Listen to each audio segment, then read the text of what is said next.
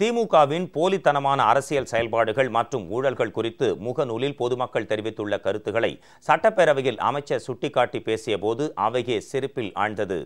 திமுகவின் நமக்கு நாமே எனும் விளம்பரத்திற்கான பிரச்சார நடிப்பினை கிண்டலும் கேலியும் செய்து முகநூலில் பல்வேறு கருத்துகள் வெளியிடப்பட்டு வருகின்றன. அவற்றை சட்டப்பேரவையில் எடுத்துக்காட்டி அமைச்சர் டாக்டர் சி விஜயபாஸ்கர் பேசியபோது அவை சிரிப்பில் ஆழ்ந்தது.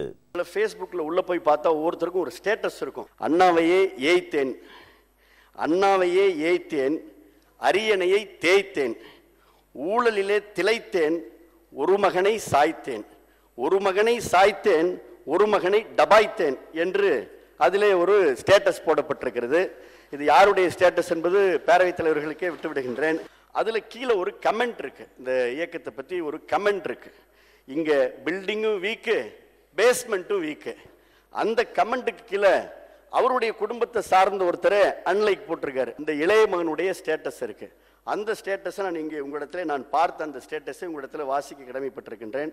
தப்பே உருவான என் அப்பா 3 எழுத்து, 2Gயில் நாம் செய்த ஊழல் 3 எழுத்து, முடிவு விடிவு என்று முழங்கியதும் 3 எழுத்து, விடியவே விடியாதென்ற என் கவலை 3 எழுத்து, அண்ணனுக்கு நான் கொடுத்த கல்தா 3 எழுத்து, தமிழ்நாடு எங்களுக்கு தரப்போகும் அல்வா 3 எழுத்து, நமக்கு நாமேன்னு சொல்லிட்டு என்னை ஊர் ஊரா அலைய விட்டு ஊரையே ஏமாற்றும் என் அப்பா, நீங்க நல்லவரா கெட்டவரா?